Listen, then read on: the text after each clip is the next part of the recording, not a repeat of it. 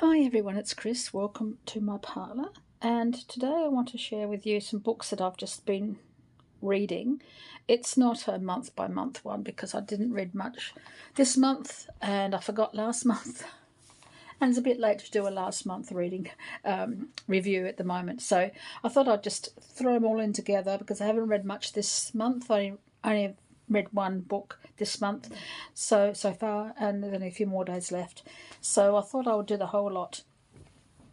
I have a few others, but they are back in the library, so I can't show you those. But I'll show you the ones that I do have and I purchased myself to share with you what I read and what I will be keeping and what I won't be keeping, and some really funny little ones in there. I'm a bit embarrassed to show them to you because they're children's books, but they were so much fun. I had to read them and share them with you. So the first book I read last month actually. It's by Shari Lapena, Not a Happy Family. Someone in this house could be dangerous. It's about a family whose parents have been murdered and the children are suspected of being a murderer. So the children are the suspects. So in this family, everyone is keeping secrets, even the dead. In the quiet, wealthy enclave of Brecon Hill, an older couple is brutally murdered hours after a tense Easter dinner with their 3 adult children, who, of course, are devastated. Or are they? They each stand to inherit millions. They were never a happy family, thanks to their vindictive father and neglectful mother, but perhaps one of them is more disturbed than anyone knew. Did someone snap after the dreadful evening, or did another person appear later that night with the worst of intentions? That must be what happened. After all, if one of the family were capable of something as gruesome as this, you'd know, wouldn't you? It was an okay read. I did read the whole book.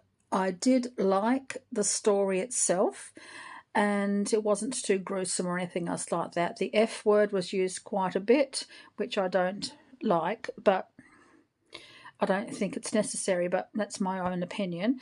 The kids, there were 2 girls and a boy, the older daughter, then the boy, then the younger girl. The older daughter was about 35, the brother was about 32-ish, and the younger girl was about in a very early 20s. So, and their parents were murdered quite violently, viciously, and sort of like they would say an emotive kind of killing. So which one did it? Did they do it or did someone else do it? That's what the premise of the story is. I enjoyed it. I did, even with the F words in it. There was only a few of those in there. The brother... oh God, he bugged me so much. His character was really, he's always woe is me kind of thing, and I really got a bit annoyed with him. So I sort of, I don't know. I liked the story, so I'm debating whether or not to keep it because I really got annoyed with the brother. But then I think I could put that aside for the story itself, which was, I thought, was quite okay. Shari is also written, I've read some of these ones. These ones I went back to the library. I read A Stranger in the House, An Unwanted Guest. I haven't read these 2 or this one yet, so I'm not too sure what I could say about that one. The Stranger in the House, it was, to me, it was a shuffle through book for me. I just read it in stages, just sort of shuffling through the book and reading bits as it came up. It was okay.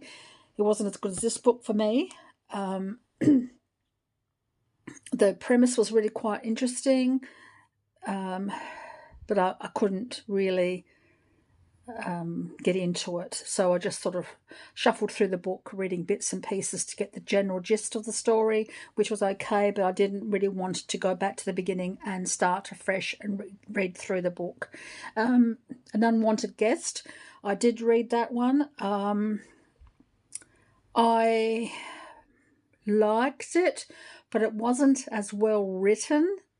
The characters weren't really as well thought out, and I didn't really get involved in the characters.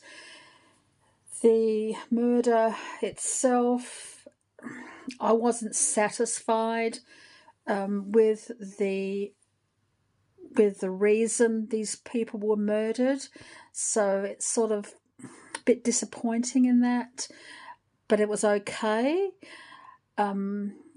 But I wasn't as happy with it as this one. This one, I think, for me, was the better written, and I liked the twist at the end, because we find out who the murderer was, but there's a nice twist waiting for them, and I think that was what made this book more satisfying ending for me. But I think I will keep it, even though this was an ex-library book, so I bought it secondhand. I only think it's been a couple of dollars, but I think I will keep it, actually, even though the brother, what was his name? He really bugged me. I just couldn't get into it. Oh, I can't remember his name, and that's how much he bugged me. But otherwise, that was okay. Then I read this book. Now, Mary Higgins Clark has passed away. She passed away in 2020. So I don't know whether this book was in the planning stage before she passed away, and Ella Fairburk just, what she has written and co-authored with Mary Higgins Clark in several books that I have read, but this one is the latest one, so I'm thinking she's just I don't know how much of this is Mary Higgins Clark and the rest is Ella Fairburk. It Had to Be You. And I've read several others of theirs, of course. This one was printed in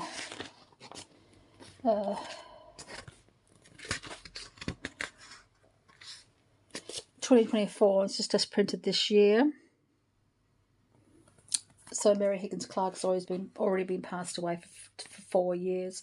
So I don't know how it's been written. Now, they've written together, co-authored these books here. Where Are the Children Now? Piece of My Heart, You Don't Own Me, Every Breath You Take, The Sleeping Beauty Murder, The Killer, All Dressed in White, and The Cinderella Murder. I've got this one here at the moment. I've read Dressed in White, I've read The Sleeping Beauty Murder, I've read Every Breath You Take, You Don't Own Me, A Piece of My Heart. Where Are the Children Now is a follow-up from Where Are the Children that I read from Mary Higgins Clark. This one was absolutely horrendous for me because children were harmed in this. Mary Higgins Clark has written a few books where children are the main character that have either been kidnapped or murdered, and this one, oh, it was shocking. I couldn't, and because the children harmed the children, and this is the follow-up of this one. I tried reading it, but I just got so confused, I just gave up on it. I just could not read that one, but the rest of them I have read, and I read this one too. It Had to Be You. A door is opening to the past, and they might not be able to close it. The two identical siblings seemed perfect in every way, handsome, intelligent, popular, until a shocking summer night when one brother killed his parents in cold blood while the other brother had an ironclad alibi. But which twin was was where during the murder, and is it possible the two of them planned the crime together? Years later, the twins are long estranged, each claiming that the other is responsible for the death of their parents. Married now with children of their own, they may finally be ready to clear one name at the expense of the other by turning to true crime television producer Lorrie Moran to reinvestigate their parents' murder. But as the under suspicion crew gets closer to the truth, the danger that was assumed to be left in the past finds its way into the present. It was okay. I read it through to the end. It's not my favourite book, written by Mary Higgins Clark and Ella Fair Burke, and I am questioning whether or not I want to read it again. I like the Lorrie Moran story of the Under Suspicion team. I really enjoy that, but I think this one fell short of the mark of being really good enough to keep for me. So I think I'm going to pass this one back into the op shop stream and let somebody else read it. It's actually come up. I found several copies of this in the op shops at the moment, so someone else obviously had the same sort of idea of passing it on. So I'm going to pass that one on. It was okay. It was nothing wrong with it, and the ending was interesting. It was satisfying, but overall, I don't think I want to read it again. So I'm passing that one on. The next one I read, my daughter chose it for me. Jennifer Ryan, The Underground Library. In the Darkest of Times, books will save the day. It's based on the underground library that was a real underground library that was in London during the Blitz of World War II. This library on top of the above the station had been destroyed by the bombs, and the librarians got together and made a library underneath in the train tunnels, and it was a real library. So a lot of books at the moment are being based on that, and this is one of them. I've read several others in the same theme, but this one I think was better for me. I enjoyed it. Do I want to read it again? I'm not too sure, but my daughter gave it to me, so I'm going to be keeping it. So when the Blitz threatens the heart of a London neighbourhood, a librarian must fight to keep her community together. So Juliet is working in the library. The library is destroyed, partially destroyed. She takes all the books underground and sets up the library there. It's written in a three-person story. So the first person is by Sophie, and Sophie lives in Berlin, and she needs to escape to London, her and her family. This was written in 2024. These are the other books that she has written. I haven't read any of the others yet, but I think I've got this one on order at the library. I've seen that one. I haven't seen that one or that one, but I've got that one on loan, I think, reserve at the library. So it's the story is told through Sophie. She's the first.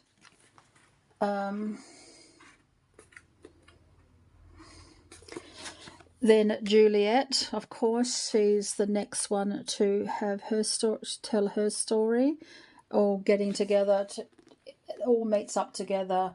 And then Katie as well, and they all meet up together in the library, so they're all converged together. So, but their stories are written separately, and together. Does that make sense? It was okay. It was a good read. The ending was satisfying. I was happy with the ending. Some of it was a bit sad. Some of it was joyful. But most of all, it was okay. I'm going to keep it because my daughter found it for me. But I may or may not read it again. Then I read Heather Graham. And I think this is one of her older stories. She's still writing. She's getting up in age. And for me, I think once an author reaches a certain age, they should stop writing or get someone else to write for them because their stories aren't quite so good. This is an older story. Now with Heather Graham, there's also always some hot and spicy sex scenes in her books. This one only has one, and it was right towards the end. And I was thinking, wonder when it's going to be happening, because there's always a spicy bit in there. This was a spicy bit in there, but it was okay. It wasn't too bad. And this was an okay read for me. The Betrayed. I got this as an ex-library book, second hand. So one night, New York FBI agent Aidan Mahoney receives a visitor in a dream, an old friend named Richard Highsmith. The very next day, he's sent to Sleepy Hollow because Richard's gone missing there. Maureen Moe DeVille now lives in the historic town and works with her dog Rollo to search for missing people. She's actually one to find Richard, or more precisely his head, stuck on a statue of the legendary Headless Horseman. So then Moe and Aidan get together and try solve the murder of Richard and what happened to him in New Orleans. So it was okay. This is a large print ex-library book. It was written in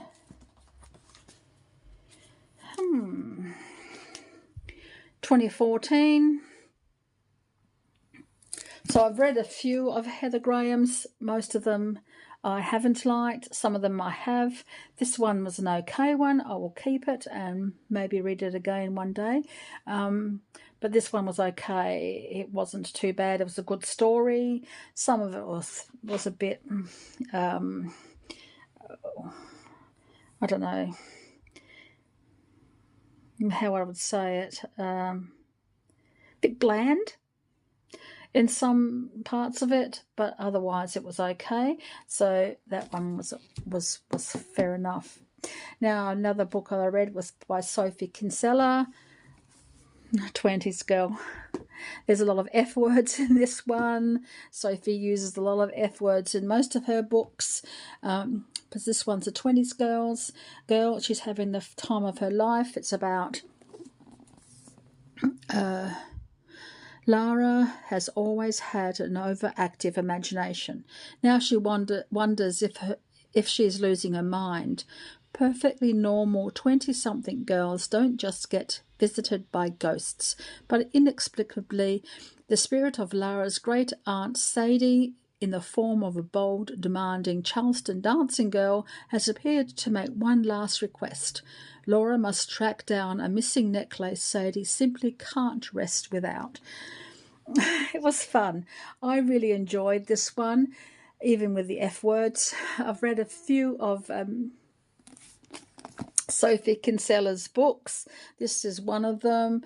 This is the second one I've read, I think, and I enjoyed it. There's a lot of F words in there, which I don't like, but, you know, what can you do? People think that's the new word these days. I don't know why. This one was printed in 2009, so it was a fair while ago. She's also known for the Shopaholic books, and one was made into a movie, as you know, or may know, but this one was quite fun. There's a little bit of romance, but it was very sweet romance, and yeah, it was fun. It's worth a read if you want something fun and light and not too bogged downish.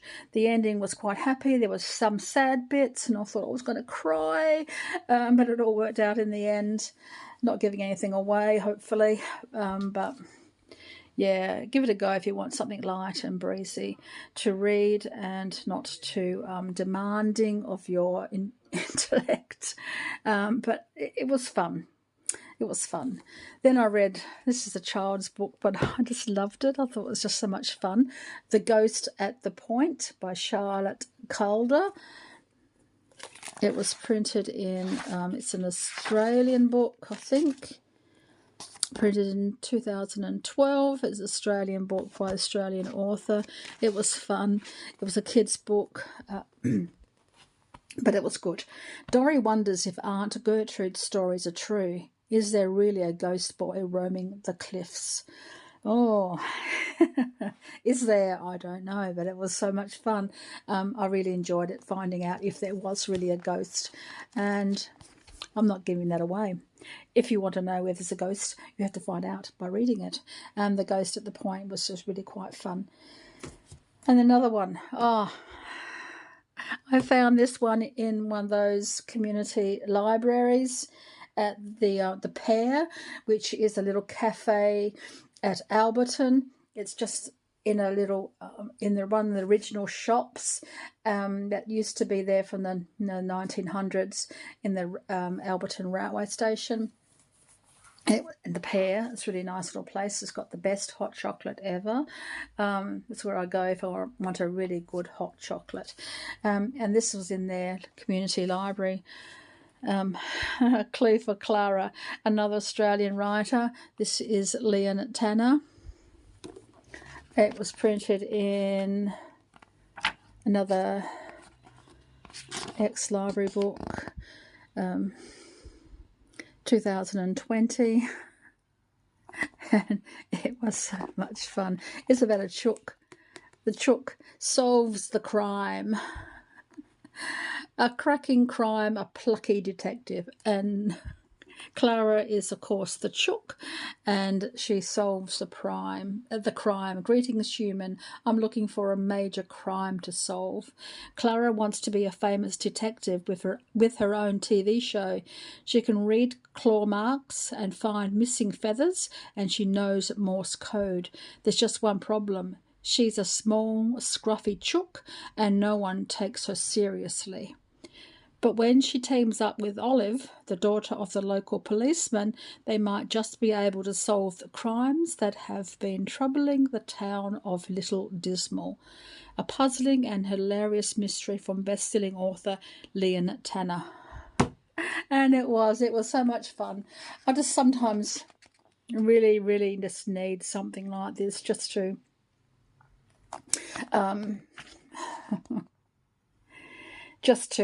have a bit of fun, I think, and that was really a lot of fun. And I like chooks too. Okay, and the last book that I read this month. It's another Sophia Kinsella. I've Got Your Number, One Ring and He's Yours. This again was so much fun. I really enjoyed this one. Again, there's lots of F words. So I'll cross them all out. I just can't help it. I just have to cross them all out. But it annoys me because it every time the F word comes up, it sort of stalls me from reading, and then it interrupts the flow, and I get so annoyed with that. But I don't know why. So many F words lately. But this one was quite good. So let me read it to you. I've lost it. The only thing in the world I wasn't supposed to lose, my engagement ring. It's been in Magnus's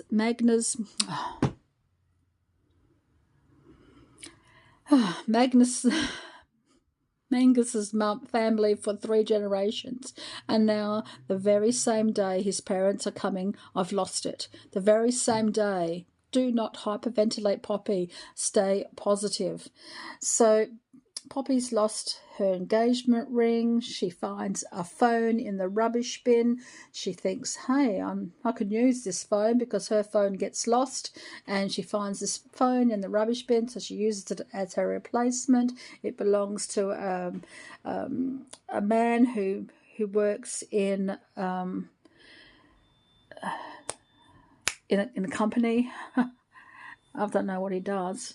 But anyway, she uses his phone, and she gets all the messages for him, and she tries to help him, and she gets herself into trouble. He gets into trouble, and they meet up and what have you, and while still looking for the ring. And it's fun. It sounds a bit silly, but it's fun, and I really enjoyed this one. And I'm looking for more of her books, just to see if... I'm not too sure about the Shopaholic ones. I've got Remember Me. I found that one.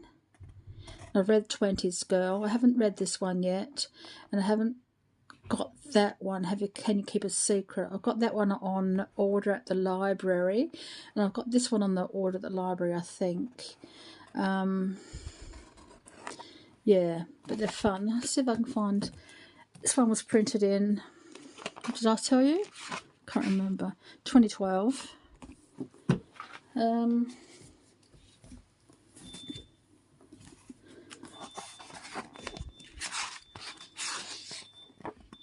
No, there aren't any other ones there. But I read another one. I've told you about that one. And this one was quite good. So if you want a fun read, again, if you want something light-hearted and just... There's a bit of romance in there, which is sweet. Yeah, this is fun. So give it a go if you really want to. So that's what I read in the last few weeks. So much fun. Not keeping. We'll keep, even if I don't like the brother, but this one I'm giving away. So that was it, guys. So thanks very much. And oh, look, I found my bath bombs. I found my bath bombs little tray. I found it in Savers the other day, so I got some of my bath bombs on there. And yeah, so thanks very much, guys, and until next time, so many blessings.